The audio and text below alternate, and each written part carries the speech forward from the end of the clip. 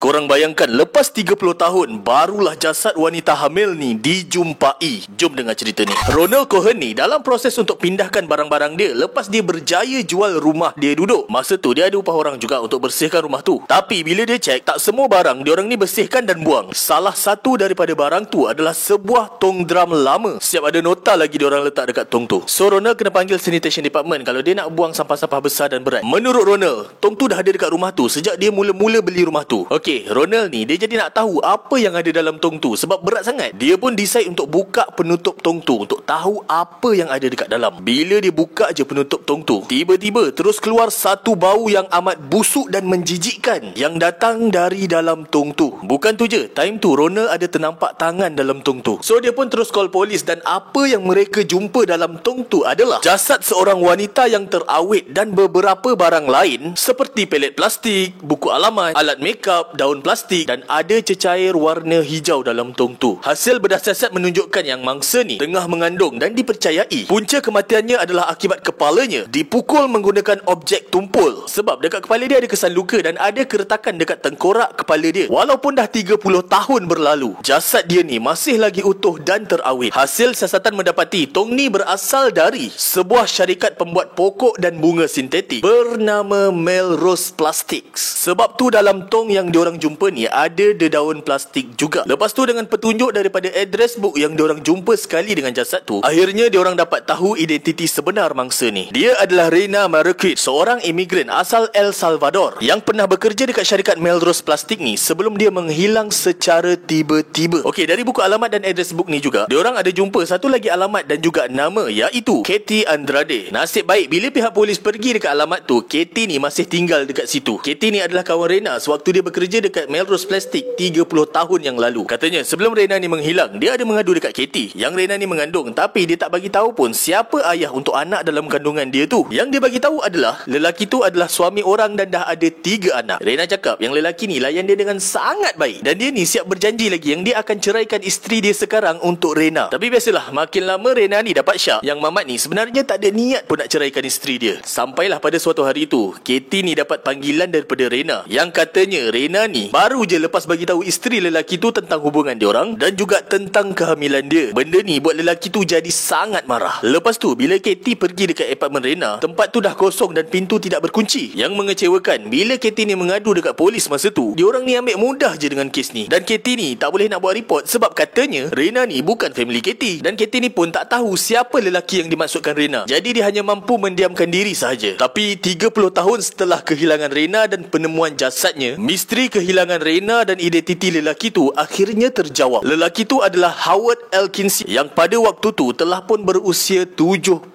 tahun. Dia ni adalah co-owner untuk Melrose Plastic dan adalah pemilik asal rumah yang tong berisi jasad Reina ni ditemui. Bila disoal, Howard ni cakap yang dia ni tak tahu apa-apa pasal tong tu dan dia juga berkeras untuk tak nak buat ujian DNA. Tapi bila pihak polis datang balik dekat rumah dia dengan surat daripada mahkamah, time ni Howard ni dah mengambil nyawa dia sendiri dengan cara menembak kepala dia. Bila polis ambil DNA Howard ni dan mereka bandingkan dengan janin yang ada dalam kandungan Reina, ya, anak dalam kandungan tu memang anak Howard. Macam mana dia boleh jalani hidup 30 tahun tu macam biasa? Korang nilailah sendiri.